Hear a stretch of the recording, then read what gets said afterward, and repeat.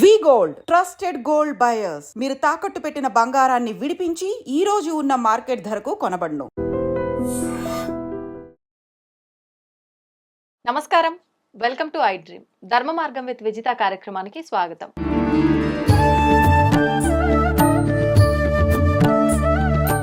ప్రస్తుతం మనతో పాటు ఉన్నారు ప్రముఖ ఆధ్యాత్మికవేత్త జ్యోతిష్య పండితులు సుభాష్ శర్మ గారు. ఇప్పుడు వారితో మాట్లాడి మరిన్ని విషయాలు తెలుసుకుందాం. నమస్కారం గురుగారు. భీష్మ ఏకాదశి అని చెప్పి రాబోతోంది. అయితే ముఖ్యంగా మనం ఏకాదశి అంటేనే చాలా ప్రత్యేకంగా ఉపవాసాలు అని చెప్పి జరుపుకుంటూ ఉంటాము. కానీ భీష్మ ఏకాదశి అనగానే ఇంకా ప్రత్యేకమైనది అని చెప్పి వింటున్నాం. ఏంటి ఈ ప్రత్యేకత? ఆ రోజు మనందరికీ ఏ రకంగా ఉపయోగపడుతుంది? తప్పకుండా తెలియజేస్తున్నామా. ముందుగా ప్రేక్షకులందరికీ శ్రీమాత్రే నమః, శ్రీ గురుభ్యో నమః. కృష్ణాయ వాసుదేవాయ హరయే పరమాత్మనే ప్రణతక్లేశనాశాయ గోవిందాయ నమో నమః. భీష్మ ఏకాదశి అంటే పెద్దగా చెప్పుకోదగినటువంటి విషయాలు ఏం కాదమ్మా, అందరికీ తెలిసినటువంటి అంశాలే.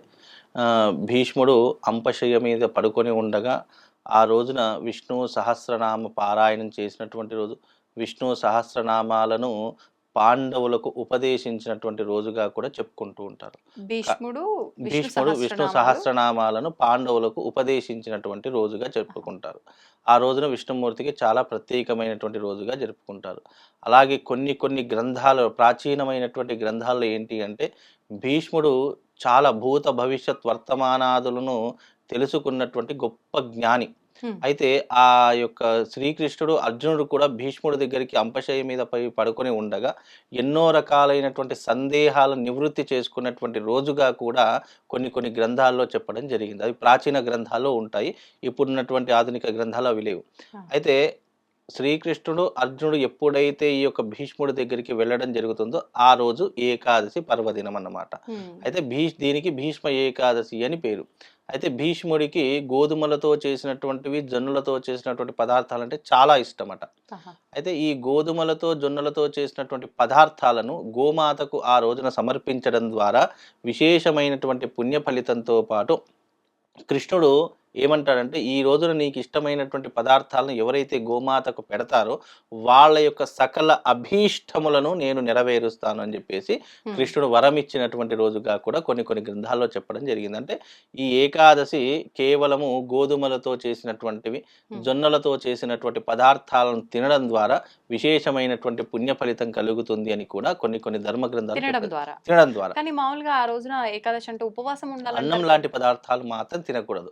ఎందుకంటే ఉపవాసం అంటే పూర్తి, కొంతమంది ఏంటి అంటే ఉపవాసానికి ఎన్నో రకాల అర్థాలు ఉంటాయి. ఉపవాసం అంటే కనీసం పచ్చి మంచినీళ్లు కూడా ముట్టుకోకుండా ఉండడం పూర్ణమైనటువంటి ఉపవాస దీక్ష. కొంతమంది ఆరోగ్య పరిస్థితులను అనుసరించి అల్పాహారాలు చేయడము, టిఫిన్ లాంటి పదార్థాలు తినడము, లేదా ఒక పూట భోజనము చేయడము, అంటే దీన్ని ఏకభుక్తము అని అంటూ ఉంటారు. అంటే ఒక పూట భోజనం చేసి మిగతా సమయాల్లో అన్నింటిలో కూడా ఉపవాసం ఆచరించడం. ఇలా ఉపవాసానికి చాలా రకాలైనటువంటి నియమ నిబంధనలు ఉన్నాయి. కానీ ఇప్పుడున్న పరిస్థితుల్లో ఎవరు కూడా ఉపవాసం అనేటువంటి పాటించడం లేదు. ఎందుకంటే కడుపు నిండా పాలు తాగుతున్నారు, కడుపు నిండా చక్కగా పాలు పళ్ళు అన్నీ కూడా తింటున్నారు. ఉపవాసం అంటే అర్థం ఏంటి అంటే కడుపుని ఖాళీగా ఉంచుకోవడం. ఎలాంటి పదార్థాలు కూడా మన కడుపులో వేయకూడదు. కేవలం ఒక నీళ్లు మాత్రం తాగొచ్చు, కానీ అది కూడా తాగకపోతే శరీరం నీరసించిపోతుంది. కాబట్టి పాలు కూడా తీసుకోవచ్చు. అవి ఎంతవరకు సాత్వికమైనటువంటి పదార్థాలు, సాత్వికమైనటువంటి కొద్ది పరిమాణంలో మాత్రమే తీసుకోవాలని శాస్త్రం. ఎందుకంటే శరీరం నిలబడాలి అనేటటువంటి ఉద్దేశంతో. కానీ ఈ మధ్య కాలంలో ఇక కడుపు నిండా పళ్ళు, ఆ తర్వాత పాలు, కడుపు నిండా ఉన్న తర్వాత ఆకలి ఎక్కడి నుంచి వేస్తుంది? అన్ని తింటున్నారు. దాన్ని ఉపవాస దీక్ష అనరు. ఉపవాసం అంటే ఖాళీగా ఉన్నదాన్ని ఉపవాస దీక్ష అంటారు. అయితే శాస్త్రరీత్యా ఏంటంటే భీష్మ ఏకాదశి రోజున ఎవరైతే ఈ యొక్క గోధుమలతో, జొన్నలతో చేసినటువంటి దాన్ని అందులో మళ్ళీ ఏం కలపాలి? బెల్లం కలపాలి. బెల్లం కలిపి ఆవుకి సమర్పించడం ద్వారా వివాహం కానటువంటి వారికి వివాహం అంటే సంకల్పంలో, ఆ వివాహం కానటువంటి వారు పెడితే తొందరగా వివాహం అవుతుంది. సంతానం లేనటువంటి వారు పెడితే తొందరగా సంతానం కలుగుతుంది. ఉద్యోగం లేని వాళ్ళు పెడితే కనుక ఉద్యోగం తొందరగా కలుగుతుంది. అంటే శ్రీకృష్ణుడు ఏంటంటే నీ పేరు మీదుగా ఎవరైతే పెడతారో తప్పకుండా వాళ్ళ యొక్క మనో అభిష్టాలు వెంటనే నెరవేరుతాయి అని చెప్పేసి చెప్పాడు అనమాట. అంటే మనిషికి ఏదైతే అవసరం, జీవన విధానానికి ఉద్యోగం అవసరము, తిండి అవసరము, డబ్బులు అవసరము, ఆరోగ్యం అవసరం, ఇవన్నీ ఇవన్నీ కూడా మనిషికి అవసరమైనటువంటి విధానం. కాబట్టి ఆ రోజున భీష్మ ఏకాదశిలో ఆవుకు ఈ రకమైన పదార్థాలు పెట్టాలి. రెండో విషయం ఏంటి అంటే గనక విష్ణు సహస్రనామ పారాయణం చేయడం ఆ రోజు విశేషం. ఎందుకంటే అదే రోజున పాండవులందరికీ కూడా విష్ణు సహస్రనామాలను ఉపదేశించినటువంటి రోజు.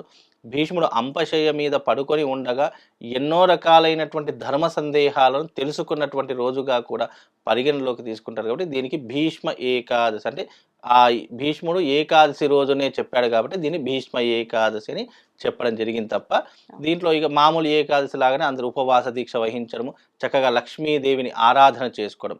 ఆ రోజున విశేషంగా ఏంటంటే పిండితో చేసినటువంటి మట్టి ప్రమదలు తీసుకొని అందులో నెయ్యి వేసి మన ప్రధాన సింహద్వారం గడప ఉంటుంది కదా, అక్కడ తప్పకుండా గడపను కడిగేసి ఆ పిండితో వెలిగించినటువంటి దీపాలు ఆ గడప దగ్గర పెడితేనట ఆ రోజున మహాలక్ష్మీదేవి ఇంటికి రావడానికి సూచికగా పరిగణిస్తారు. ఇవన్నీ కూడా ఎక్కడ చేస్తారంటే నార్త్ ఇండియన్ సైడ్ ఎక్కువగా ఆచరిస్తారు. ఈ మార్వాడీస్ కానీ గుజరాతీ సాయంత్రం ప్రదోష కాలంలో వెలిగించుకోవాలి. ప్రదోష కాలంలో వెలిగించుకోవడం వల్ల దారిద్ర లక్ష్మి వెళ్ళిపోయి అదృష్ట లక్ష్మి మనకు ధనలక్ష్మి అనేటటువంటి ఇంటిలోకి ప్రవేశిస్తుంది అని చెప్తుంటారు. ఇప్పటికీ కూడా ఇవన్నీ పద్ధతులు ఎవరు పాటిస్తారంటే మార్వాడి వాళ్ళు, గుజరాతీ వాళ్ళు, బెంగాలీ వాళ్ళు ఇలాంటి పద్ధతులు ఎక్కువగా పాటిస్తారు. అందుకే ఇవన్నీ కూడా అక్కడి ఆచారంలో సాంప్రదాయంలో చాలా విశేషంగా పాటిస్తూ ఉంటారు.